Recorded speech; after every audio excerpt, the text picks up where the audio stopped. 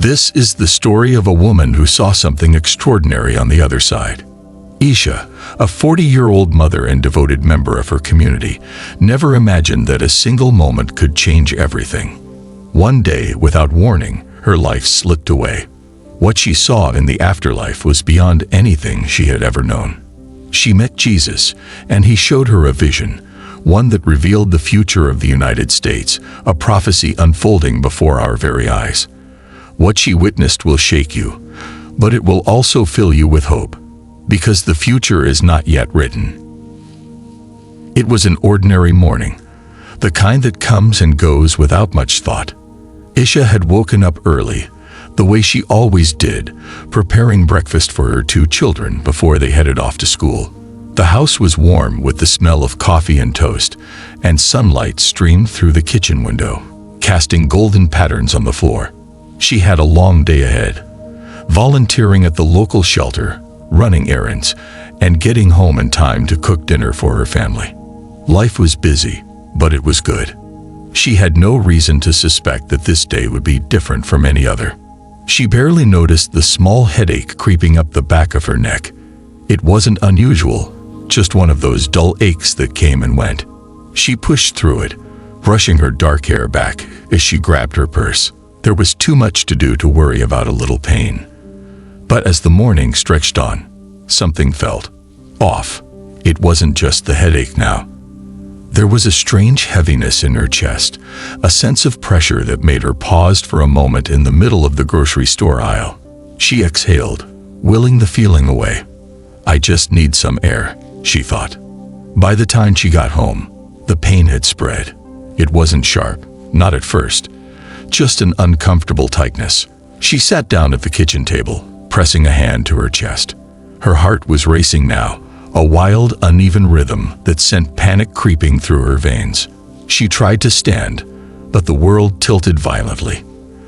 The last thing she remembered was the sound of her daughter's voice, calling her name in a tone of pure terror. And then, everything went dark.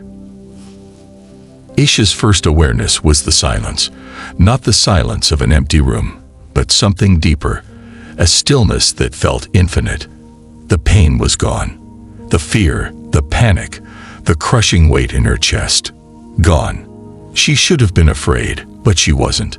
If anything, she felt lighter than she had ever felt before. And then she saw herself. She was floating, weightless, above her own body. Her daughter was kneeling beside her, sobbing, shaking her unresponsive shoulders. A neighbor had rushed in, shouting for someone to call 911. Her body was motionless, her skin an unnatural shade of pale. It was strange, watching herself like that. She wanted to reach out, to tell them she was okay. But no one could hear her.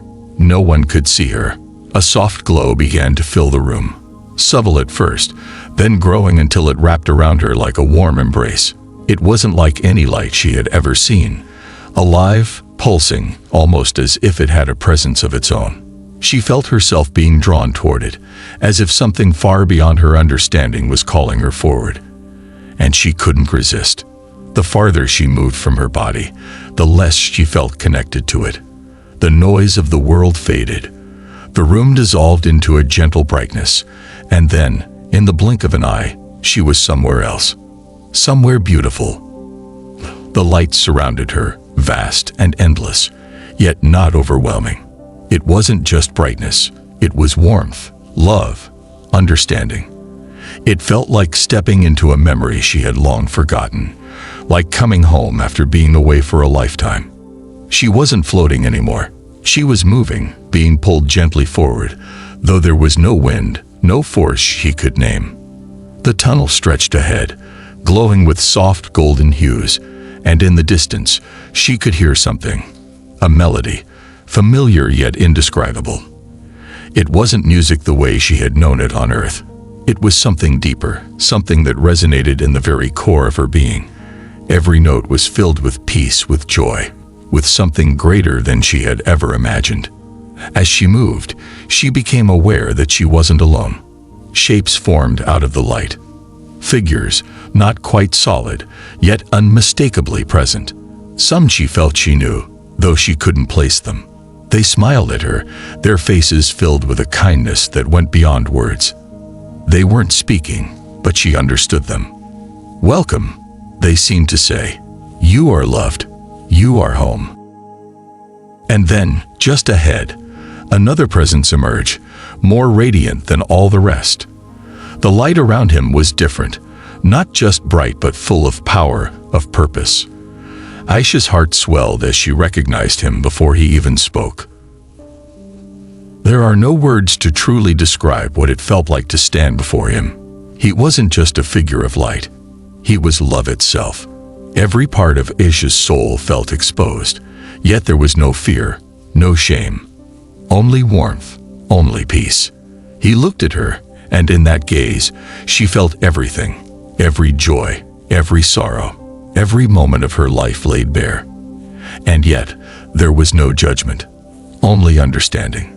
"Aisha," he said, his voice like a song she had always known, "you have been called to see." Tears filled her eyes. She didn't know why. Maybe because she understood, deep in her spirit, that this was real, that this moment had been waiting for her since the beginning of time. "What do you mean?" she whispered. Jesus reached out, and as his hand touched hers, the world around them shifted. No longer were they in the tunnel of light. They stood somewhere else, somewhere familiar, and yet utterly transformed.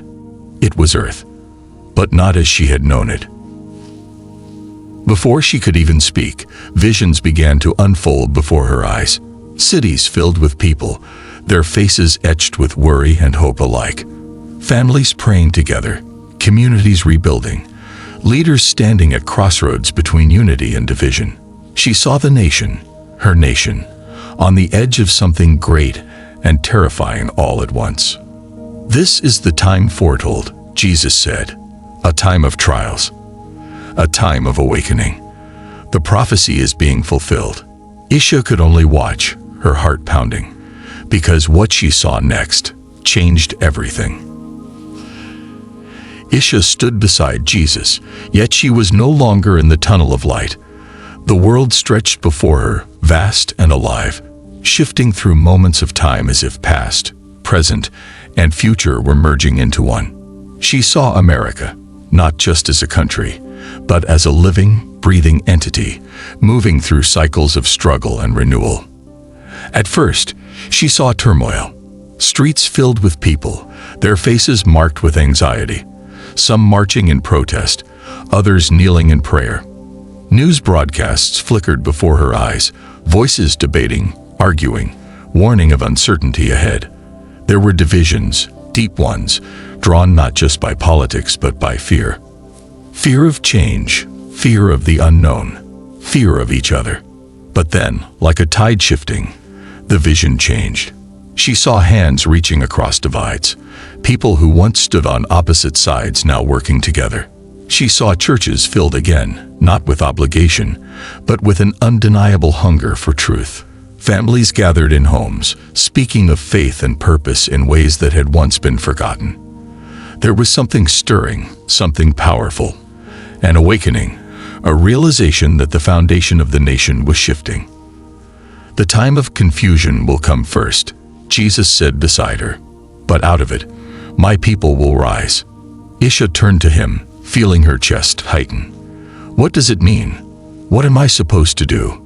Jesus' expression was calm, unwavering. "You must see more." And with those words, the vision deepened. The world moved again, and Aisha now stood in places she recognized. Small towns, great cities, quiet homes where people gathered around dinner tables. The air was thick with uncertainty, but there was also something else, a growing desire for truth. She saw churches that had once been empty filling up again, not because of tradition, but because people were searching for something real, something unshakable in a world that felt like shifting sand beneath their feet. Children were asking questions about God, questions their parents couldn't ignore anymore. Schools began to reconsider what they taught, as young minds sought meaning beyond just facts and figures. In workplaces, strangers were beginning to pray together, no longer ashamed of their faith, but emboldened by the times they were living in. There will be resistance, Jesus said, but faith will grow where it has been planted. Isha saw moments of struggle, laws challenged, people mocked for their beliefs, faith treated as outdated. But in the midst of it all, there was something even stronger: courage. Men and women standing firm, refusing to be silenced, not fighting with anger, but with steadfast love, with unwavering faith that no one could shake. The words of Jesus echoed deep within her. The voices of my people will not be drowned out. Those who stand in truth will be the ones who lead. The vision darkened for a moment, and Aisha felt her heart clench. She saw hardship, economic struggles, political unrest, natural disasters shaking communities to their core. There was a weight in the air, a sense that things were being tested, that people were being pushed to their limits. Why? She whispered, though she already knew the answer. Jesus didn't look away from the vision before them. What is strong must be refined in fire. What is weak will fall away. She saw leaders, some who spoke of unity but acted in deception, others who truly sought to mend what was broken. She saw the heart of the nation being laid bare, no longer hidden, no longer pretending to be something it wasn't. But then, amidst the shaking, she saw the renewal.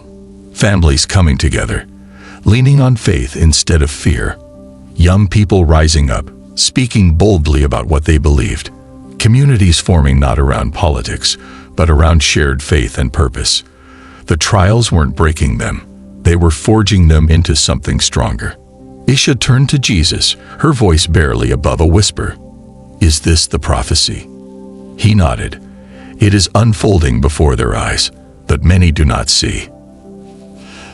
The vision shifted again, and now Isha saw men and women stepping into roles of leadership, not just in politics, but in churches, businesses, families. There was a shift happening, a movement toward something different. She saw a leader addressing the nation, not with empty words, but with humility and wisdom. This wasn't about power. This wasn't about control. It was about responsibility, about healing. There will be those who seek to divide, Jesus warned. But there will also be those I have called to lead. Isha saw ordinary people stepping up, mothers and fathers taking charge of their children's education, business owners creating jobs not just for profit, but to uplift their communities. She saw pastors speaking boldly, guiding their flocks with clarity, no longer compromising their faith to appease the world. This wasn't just about a president or a government. This was about a shift in the heart of the people. The nation will be tested, Jesus said, but those who listen to my voice will stand firm. The final vision before her was the most powerful of all. She saw America, but it was different. It wasn't perfect. There were still challenges, still struggles, but something fundamental had changed. The streets, once filled with division, now saw people walking together, not always agreeing, but no longer enemies. Churches had become places of true refuge, filled with people seeking more than comfort. They sought truth. Families, once fractured by the pressures of modern life, were being rebuilt on the foundation of faith.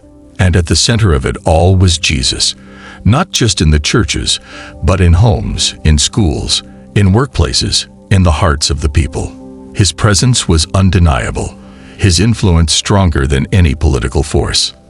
This is what is coming, he said, turning to her. Not the end, a beginning. Isha felt tears streaming down her face. Hope surged in her chest. She had expected fear, judgment, destruction. Instead, she had been shown transformation. The prophecy is unfolding, Jesus said, but my people must choose. They must have eyes to see and hearts willing to act. Isha wanted to ask more, but before she could, the light around her began to fade. The visions blurred. A voice, her own name, echoed in the distance. And then, with a sharp gasp, she woke up. Isha gasped as she was pulled back into her hospital bed, her body trembling, her mind flooded with images too powerful to comprehend all at once. The prophecy had been laid before her: hope, renewal, and faith rising across the country. But it came with a warning. Jesus had shown her the possibilities, the transformation that awaited, but he had also made one thing clear: the road would not be easy. America's awakening would come at a cost, and there were challenges ahead that could not be ignored. The vision returned as she lay there, still caught between two worlds. She saw division still lingering, people clinging to old wounds, afraid to trust in change. Misinformation spread like wildfire, turning neighbors against each other. There were those who thrived in chaos, who profited from division, and they would not let go of their grip so easily. She saw churches struggling to remain strong, pressured by the world to soften their teachings, to conform instead of stand firm. She saw families still hesitant to mend old rifts, political voices still drowning out the call for unity. But above all, she saw fear. Fear that kept people from reaching across the divide. Fear that paralyzed those who wanted change but didn't know how to begin. This is why faith must be stronger than fear, Jesus had told her. Because fear will come, but so will I. Isha understood now. The prophecy was not about a world without struggle. It was about a people who would rise above it. The next vision Jesus had shown her was one of strength, not the strength of armies or governments, but the quiet, unshakable strength of families and communities bound together in faith. She saw homes where parents prayed with their children, where fathers and mothers took their roles seriously, guiding their families with wisdom and love. She saw grandparents passing down stories of faith and resilience, children growing up with an understanding of truth that could not be shaken. In small towns and big cities alike, neighbors were coming together, no longer just strangers living side by side, but truly supporting one another. She saw people gathering in parks, in community centers, in homes, not just to socialize, but to build something lasting. She saw people helping each other, businesses giving jobs to those in need, churches opening their doors not just on Sundays, but every day, offering hope and help to anyone who needed it. Schools that had once been battlegrounds of ideology were now places where truth was taught, where history was remembered not to divide but to heal. This is where revival begins, Jesus had said. Not in great halls of power, but in the hearts of the people, in the homes of the faithful. Isha could feel the weight of that truth. She understood now. America's future was not in the hands of governments or policies. It was in the hands of its people. The next vision Jesus showed her was one of renewal, not just in spirit, but in the very land itself. She saw barren fields coming to life again, farmers working the soil with new techniques that preserved and restored the earth instead of draining it. She saw cities once consumed by pollution embracing cleaner ways of living, not out of fear, but out of a genuine desire to be good stewards of what they had been given. Businesses were changing, shifting their focus from profit alone to a greater purpose, creating jobs that gave people dignity, producing goods that helped rather than harmed. She saw innovation, not just in technology, but in heart, as people worked together to find solutions to problems that once seemed impossible. It will not happen overnight, Jesus had told her. But when the heart of a nation changes, so does the land beneath its feet. This was the part of the prophecy that surprised Isha the most. She had expected visions of spiritual renewal, of families coming back to faith. But she hadn't expected to see the physical world changing as well. Yet, it made sense. When people lived with purpose, when they truly loved and respected one another, that love extended beyond just their relationships. It touched everything. But then, the vision darkened again. Isha saw a storm, not one of rain and wind, but of words, of voices twisting truth into confusion. She saw the danger that lay ahead, the battle that would not be fought with weapons but with narratives. She saw fear creeping into the hearts of good people, making them doubt what they knew to be true. She saw leaders being smeared, their words twisted to fit an agenda. She saw division being sown, not by truth, but by deception. Misinformation will be the greatest weapon of all, Jesus said, and many will fall to it. Isha felt her heart clench as she watched the scenes unfold. Families torn apart, friendships shattered, people distrusting even those who had once stood beside them. How do they fight it? She asked, desperate for an answer. Jesus looked at her with knowing eyes, with discernment, with wisdom, with faith, and most of all, with love. He showed her people who refused to be swayed by fear, who sought truth in prayer and understanding instead of reacting in anger. She saw them standing firm, refusing to be divided, and in doing so, they became a force that no amount of deception could shake. The last thing Jesus showed her before she returned to her body was the most beautiful vision of all. She saw people choosing love over hate, forgiveness over resentment. She saw broken families healing, old wounds mended, people laying down their anger and choosing to walk forward together. She saw communities coming together in ways she had never seen before. People of different backgrounds, different pasts, embracing each other as brothers and sisters. She saw the power of love, not just as a feeling, but as an action. She saw people forgiving debts, lifting burdens, offering second chances. She saw leaders humbled, enemies reconciling, entire cities transformed by the simple yet profound decision to let go of hatred and embrace grace. This is what the world does not understand, Jesus said. Love is not weakness. It is the greatest strength of all. And with those final words, the light began to fade. The visions blurred. A voice, her own name, echoed in the distance. And then, with a sharp gasp, Isha woke up. Isha woke up gasping for air, her chest rising and falling as if she had been pulled from the depths of the ocean. The hospital room was cold, sterile, but it could not shake the warmth still lingering in her heart from the visions she had seen. She was back, but something was different. She was different. As she blinked through the harsh fluorescent lights, she heard the voices of her family, their soft murmurs filled with relief. Her husband clutched her hand tightly, his knuckles white, as if he feared she would slip away again. Her children stood nearby, their faces streaked with tears.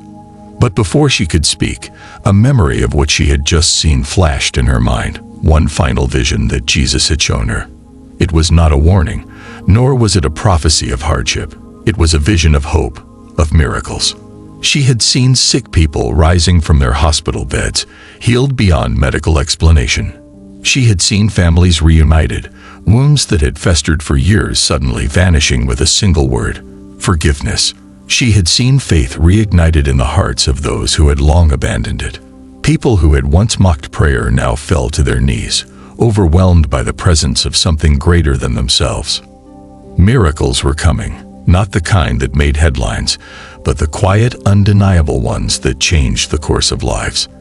And now, as she lay in that hospital bed, feeling the pulse of life still flowing through her veins, she knew she had been given a second chance.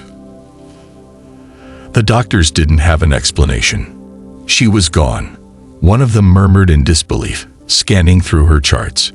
Her heart stopped for nearly 10 minutes, but there's no sign of damage. Isha listened, but she already knew the answer. It wasn't medicine. It wasn't luck. It was divine intervention. She was alive for a reason. When she finally found her voice, it came out softer than she expected. "I saw him," she whispered. Her husband's eyes widened. "Saw who?" She turned to him, gripping his hand tighter than before. "Jesus." The room fell silent. Not in skepticism, not in fear, but in awe. There was something in her eyes, something undeniable. She was not the same woman who had collapsed in the kitchen hours ago. She carried something now, something unseen but powerful. And as she told them of what she had witnessed, of the prophecy unfolding in America, she saw something even more miraculous than her own return. She saw belief. Her family listened. They didn't dismiss her. They didn't brush it off as a near-death hallucination. They believed. And in that moment, she understood. This was only the beginning. Isha couldn't stay silent. Word of her experience spread quickly. It started with her family, then extended to friends, then her entire community.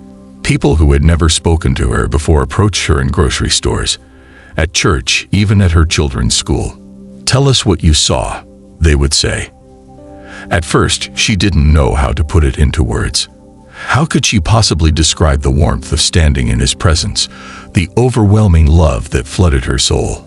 How could she make them understand that the prophecy wasn't something to fear, but something to prepare for? But then the answer came. She didn't need to convince them. She only needed to share. So she spoke at small gatherings, at church groups, even online when someone suggested she record her testimony. She didn't seek attention, but attention found her. And with every retelling, more and more people began to listen. Not everyone believed. Some dismissed her as someone who had simply seen what she wanted to see. But even in their skepticism, she saw the seeds being planted. A part of them wondered, what if? And that was enough.